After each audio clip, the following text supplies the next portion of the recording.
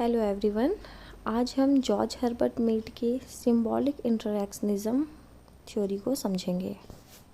Symbolic इंटरैक्शनिज़म क्या होता है? अगर आपने इसका फर्स्ट पार्ट नहीं देखा है तो उसे एक बार ज़रूर देखें, जिससे आपको आगे पढ़ने में आसानी हो।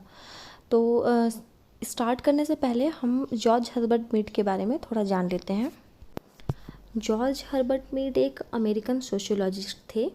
इनका जन्म अमेरिका में 1863 में हुआ था और इनकी डेथ 1931 में शिकागो में हुई थी। ये अपनी मृत्यु पर्यंत शिकागो यूनिवर्सिटी में ही अध्यापन का कार्य करते रहे थे। यह जॉन डेवी से बहुत ज़्यादा इंस्पायर थे और इन्होंने अपनी लाइफ में बहुत से लेख लिखे, बहुत सी पुस्तकें लिखी, लेकिन इनकी सबसे फेमस बुक जो थी, जो सर्वाधिक लोकप्रिय हुई, वह थी माइंड, सेल्फ एंड सोसाइटी, जिसका संपादन उनके स्टूडेंट ने किया था इनके मृत्यु के पश्चात। जब कभी हम सिंबॉलिक इंटरैक्शनिज्म की बात करते हैं तो इनकी इस book mind, self and society का जिक्र एक रेफरेंस के रूप में हमेशा होता है और इस बुक की आगे हम चर्चा करेंगे विस्तार से। यहाँ पे हम देख लेते हैं ये इनकी कुछ महत्वपूर्ण योगदान जो इन्होंने समाजशास्त्र के क्षेत्र में दिया था, जिसमें है सिंबॉलिक इंटरैक्शनिस्ट थ्योरिस्ट। यह एक प्रतीकात्मक अंतःक्रियावादी सिद्धांतकार थे। प्रतीकात्मक अंतःक्रियावाद के प्रणेता इन्हें कहा जाता है, परंतु सशक्त प्रणेता ब्लूमर को कहा जाता है। इसलिए मैंने कहा अगर एग्ज़ाम में आता है तो हम इसके जो प्रणेता वो ब्लूमर को ही हम टिक करेंगे ऑप्शन में, और अगर ब्लूमर ऑप्शन में नहीं है तब की कंडीशन में हम मीड को लगा सकते हैं। और क्योंकि ब्लूमर इनके शिष्य थे और उन्होंने इनकी इसी थ्योरी को एक सिस्टमेटिक ढंग से विकसित किया और ज़्यादा क्लैरिफाई किया, इसलिए उन्हें एक सशक्त प्रणेता कहा जाता है। पर एक फॉर्मल जो वर्ड की शुरुआत या शब्द की शुरुआत किसी ने की थी इस शब्द की, इस थ्योरी की, तो ये जॉर्ज हर्बर्ट मीड ही थे। ये इन्होंने सबसे ज़्यादा इम्पोर्टेंस दिया इसमें व्यक्ति के सेल्फ को, स्व को, और उसके बारे में हम आगे चर्चा करेंगे। इनके जो की कॉन्सेप्ट थे वो थे आई एंड मी। देखिएगा ये सब बहुत इम्पॉर्टेंट है क्योंकि इन्होंने आई एंड मी का सिद्धांत दिया, एक अवधारणा दी जिसमें सिग्निफिकेंट अदर और जनरलाइज्ड अदर की बात इन्होंने कही। आगे हम चर्चा करेंगे इस पर भी। इन्होंने एक और प्रमुख जो अवधारणा दी वो है रोल टेकिंग, भूमिका ग्रहण। इस पे भी हम बात करेंगे। आगे इन्होंने सेल्फ के डेवलपमेंट के लिए 3 स्टेज की बात की है, जिसमें फर्स्ट है preparatory stage, play stage and game stage. इस पे भी हम चर्चा करेंगे। ये सारे की कॉन्सेप्ट हैं जीएच मीड के, जिसे हमें याद रखना ज़रूरी है कि इन्होंने कौन कौन से कॉन्सेप्ट दिए थे और इनकी बुक कौन सी है और इसमें इन्होंने क्या काम किया है। ये एग्ज़ाम के पर्पज़ से बहुत इंपॉर्टेंट है, अक्सर इससे एग्ज़ाम में क्वेश्चन बनते हैं। आगे देखते हैं। मीड ने अपनी book mind, self and society में प्रतीकात्मक अंतःक्रिया के लिए संचार को आधार माना है। संचार का अर्थ कम्युनिकेशन, जिससे व्यक्ति किसी भी जानकारी, न्यूज़ या अपनी भावनाएं प्रतीकों या शब्दों के माध्यम से दूसरे व्यक्ति को देता है या आदान प्रदान करता है जानकारी। इसके आज के समय में कम्युनिकेटिंग बहुत सारे नेटवर्क्स हैं, सोशल साइट्स हैं, जिससे हम अपने विचारों का आदान प्रदान करते हैं और इसी के माध्यम से अन्य देश या अन्य दूर दराज में रहने वाले व्यक्ति एक दूसरे से कनेक्ट होते हैं। तो इसे मीड ने सिंबॉलिक इंटरैक्शनिज्म के लिए बेस माना है, कम्युनिकेशन को। मीड के अनुसार समाज का आधार प्रतीक है, मतलब समाज का जो बेस है वो सिंबल है। अब समाज क्या है? समाज सामाजिक संबंधों की एक व्यवस्था है। सामाजिक संबंध हम कैसे स्थापित करते हैं? अंतःक्रिया के परिणाम स्वरूप, मतलब हम किसी से सोशल रिलेशन उनसे इंटरेक्ट होने के फलस्वरूप ही क्रिएट होता है। तो हम किसी से इंटरेक्ट कैसे होते हैं, कैसे सोशल रिलेशन बनाते हैं? हम उनसे प्रतीकों या संचार के माध्यम से ही बनते हैं। इसलिए इन्होंने माना है कि प्रतीक या संचार ही समाज का बेस है या आधार है। अगर हम नोटिस करें तो हम प्रतीकों को दिन प्रतिदिन के सूक्ष्म अंतःक्रिया के अनुभव द्वारा सीखते हैं और इसकी व्याख्या करते हैं। जो हमारे आसपास की दुनिया है उसके बारे में हम अपनी समझ विकसित करते हैं। फॉर एग्ज़ाम्पल अगर कोई व्यक्ति अपने छोटे बच्चे से बोलता है कि मेरा मोबाइल बज रहा है, उसे ला के दो, या मेरा मोबाइल वहाँ सोफ़े पे पड़ा हुआ है, उसे आप ला के दो, और वो बच्चा जाकर रिमोट ले आता है, टीवी का रिमोट। तो उसके पिताजी बोलते हैं ये टीवी का रिमोट है, मुझे मोबाइल चाहिए। तब उस बच्चे को समझ में आता है उस प्रतीक के माध्यम से, क्योंकि वो बोल नहीं सकता, उसे अभी भाषा का ज्ञान नहीं है, वो धीरे धीरे लर्न कर रहा है, सीख रहा है अपने। तो उस समय उस बच्चे का स्व विकसित होता है और वो अपने अनुभव से सीखता है कि वो मोबाइल है और वो टीवी का रिमोट है।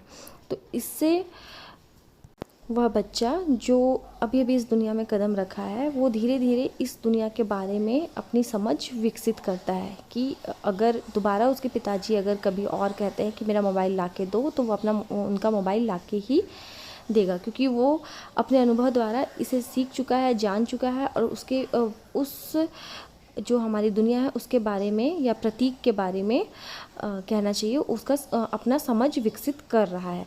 ऐसे हम छोटी छोटी कोई भी एग्जाम्पल ले सकते हैं, जैसे हम अपने दिन प्रतिदिन की ही क्रिया में ले लें, आसपास जो हम देखते हैं उसी को ले लें कि अगर आज तक कभी किसी ने बादल नहीं देखा है और हम किसी व्यक्ति को बोलें कि आप बादल बनाओ, तो वो कैसे बनाएगा? उसे पता ही नहीं है कि बादल होता कैसे है। लेकिन अगर वो उस दुनिया से समझ रखता है और उसने देखा है कि बादल ऐसे होते हैं, तो वो उसे ज़रूर बना लेगा। अगर कोई व्यक्ति बोले कि वृक्ष बनाओ, ट्री बनाओ, तो वो ज़रूर बना लेगा, क्योंकि उन्होंने वृक्ष को देखा है कि वृक्ष कैसे होते हैं, किस कलर के होते हैं, उनका स्ट्रक्चर लगभग कैसा होता है।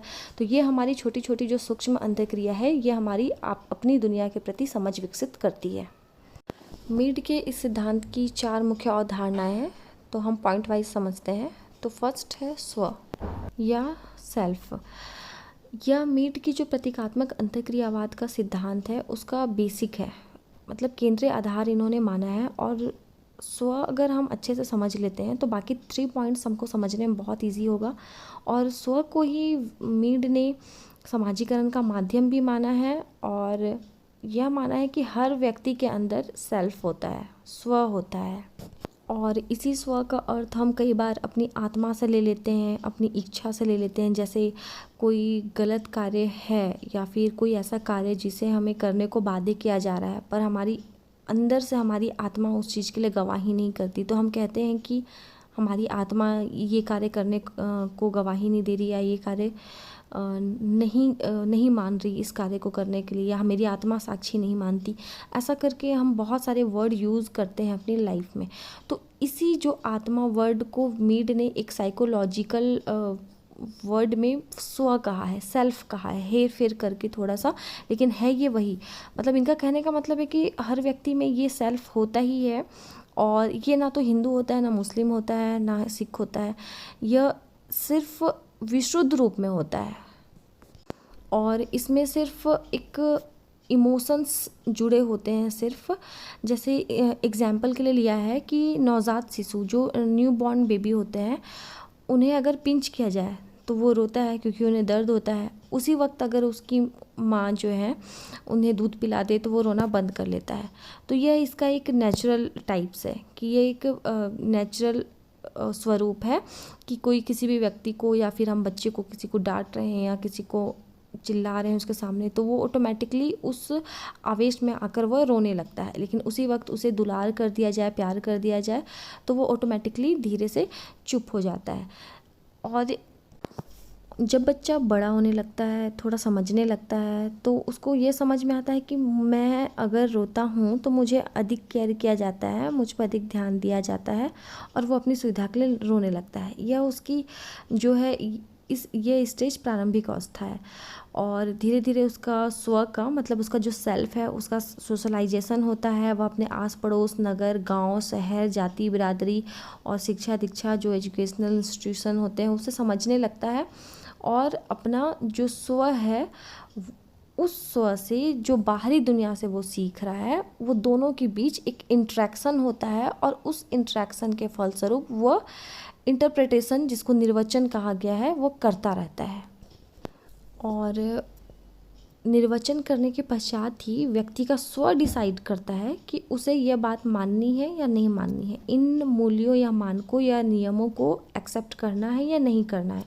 इसलिए इसमें दिया हुआ है कि स्व और समाज के बीच निरंतर अंतःक्रिया चलती है, और स्वीकार या अस्वीकार करने का जो डिसीजन रहता है वो व्यक्ति का स्व करता है, क्योंकि व्यक्ति का जो स्व होता है वो बहुत ही क्रियाशील होता है, सृजनात्मक होता है, क्रिएटिव होता है, और वह हर एक चीज़ों का मूल्यांकन करता है जो वो बाहरी दुनिया में देखता है या सुनता है या जानता है।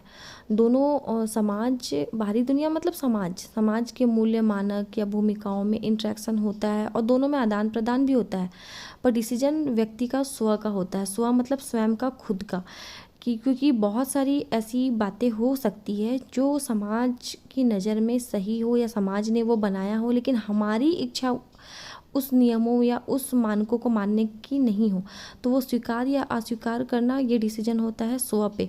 और इसी से बराबर दोनों के बीच अंतर्क्रिया चलती रहती है और इससे स्व का समाजीकरण भी होता है, और इससे व्यक्ति के व्यवहार भी निर्धारित होते हैं, क्योंकि स्व जो है उसमें कोई वेरिएबल नहीं है कि जो उसको कंट्रोल करे, लेकिन जब वो बाहरी की दुनिया में आती है तो वह उसका वैल्यूएशन करता है, मूल्यांकन करता है और अपने व्यवहार में उसे लाता है, जिसे भूमिका ग्रहण भी कहा गया है। इसे समझने के लिए मीड ने 2 अवस्थाओं की चर्चा की है, जैसे हम देख रहे हैं इसमें पहला है मैं या आई और दूसरा है मुझे या मी। मैं मतलब समझ में आ रहा होगा वर्ड से इंडिविजुअल की बात हो रही है, यहाँ पे सिर्फ खुद के बारे में हो रही है, सिर्फ स्वयं के बारे में बात हो रही है, किसी एक व्यक्ति विशेष के बारे में बात हो रही है। तो सीधी सी बात है, यहाँ पे समाज का कोई सरोकार नहीं होता है, व्यक्ति की इच्छा अनुसार जो उसको प्रिय होता है वो कार्य वो करता है। और दूसरा जस्ट अपोजिट है ये, ठीक इसका उल्टा, मुझे या मी। इसमें समाज का सरोकार होता है और व्यक्ति दूसरों से सीखता है, दूसरों के मानकों, मूल्यों को ग्रहण करता है और उसमें चेतना आ जाती है कि क्या उचित है, क्या उचित नहीं है। मतलब व्यक्ति की इच्छा से ज़्यादा उसे समाज नियंत्रित करता है। जैसे फॉर एग्जांपल हम यहाँ न्यू बॉर्न बेबी को ही ले लेते हैं। जैसे घर पे कोई प्रॉब्लम हो गई है, कोई दुख आ गया है, कोई गम हो गया हो, सब रोध हो रहे हो या दुखी हो, लेकिन जो एक न्यू बॉर्न बेबी होता है वो अपने में खेलता रहता है, अपनी किलकारियाँ मारते रहता है, हंसता रहता है, पाँव फेंकता रहता है। मतलब उसके लिए जो मी है वो उसका कोई अभी रोल ही नहीं है, वो आई में जीता है, उसका व्यक्तिगत फीलिंग या उसका सेल्फ ही यहाँ पे मायने रखता है, वो अपने तरीके से मनमाने ढंग से कार्य करता है। और इसी के जस्ट अपोजिट है मुझे, मी या मेरा, जिसमें व्यक्ति का जो सिचुएशन होता है उसमें समाज का इम्पोर्टेंस होता है, समाज के मूल्य मानकों का ज़्यादा इम्पोर्टेंस होता है और व्यक्ति का जो स्व है वह दूसरों से सीखता है। फॉर एग्जाम्पल अगर हम बच्चे को ही लें, जब उसमें चेतना आ जाती है, जब वो अपने दूसरों के प्रभाव के कारण स्वयं व्यक्ति में चेतना आ जाती है, जैसे तो वो कैसा बिहेव करता है। जैसे कोई फ्यूनरल ही है किसी की, हम शोक या शव यात्रा में गए हुए हैं, वहीं हम ज़्यादा रिलेट नहीं कर पा रहे, बस गए हुए हैं कोई दूर के रिश्तेदार या कोई दूर के व्यक्ति के, लेकिन हम उस सिचुएशन में, उस दुखी परिवार के बीच हमको कोई फ़नी सा मैसेज मिल गया अपने व्हाट्सएप पे या फेसबुक पे, हमें हंसी आ रही है, लेकिन हम उस हंसी को कंट्रोल करेंगे क्योंकि हम ऐसे सिचुएशन में खड़े हैं जहाँ लोग सभी दुखी हैं, और वहाँ हम हंसेंगे नहीं क्योंकि वहाँ पे व्यक्ति का जो स्व है वहाँ पे मी हावी रहेगा और मी उसे बताएगा कि तुम्हें अभी इस सिचुएशन में किस प्रकार की भूमिका निभाना है और किस प्रकार अपने व्यवहार को नियंत्रण करना है और किस प्रकार की भूमिका अदा करना है। तो यहाँ पे मैं ज़्यादा इफ़ेक्टिव होता है, मी ज़्यादा इफ़ेक्टिव होता है, वहाँ मेरा ज़्यादा इफ़ेक्टिव होता है। तो यही दोनों बेसिक डिफरेंस है जो मैं और मुझे कहा गया है, और मीड ने इसी में कहा है significant other and generalized other. तो सिग्निफिकेंट अदर के लिए उन्होंने मैं का यूज़ किया है, जिसमें व्यक्ति की व्यक्तिगत धारणाएं ज़्यादा मायने रखती है, और मुझे के लिए उन्होंने जनरलाइज्ड अदर या सामान्यकृत अदर अन्य की बात की है, और ये समाज के लिए ज़्यादा इम्पॉर्टेंट है। जब व्यक्ति मेरा की बात नहीं मानता, मैं की बात मानता है, तो यहाँ पे उन्होंने माना है कि उस कंडीशन में व्यक्ति कुछ नवीनीकरण या किसी आविष्कार को जन्म देता है।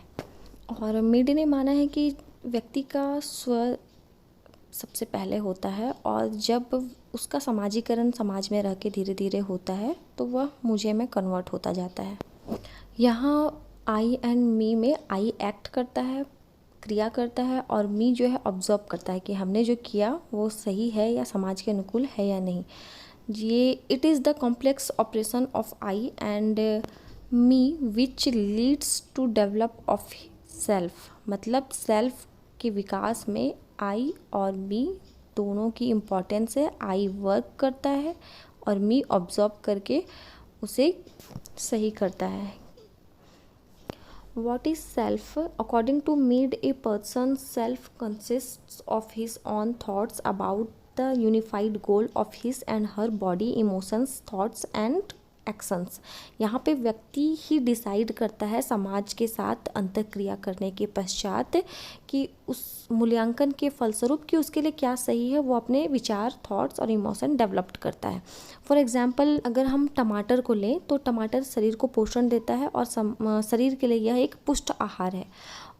तो ये इस वजह से टमाटर के प्रति हमारा जो दृष्टिकोण है ऐसा है। लेकिन जब कभी किसी दूसरे अर्थ में अगर हम इसे देखें तो हम देखते हैं कि कभी कोई बहुत भद्दी सिंगिंग किया या बहुत भद्दा डांस किया या कुछ बेकार सी पोइट्री किसी पोइट ने कहा, तो हम उससे अपनी नाराज़गी या उसके प्रति जो अपना क्रोध है वो व्यक्त करने के लिए उस पर टमाटर फेंकते हैं।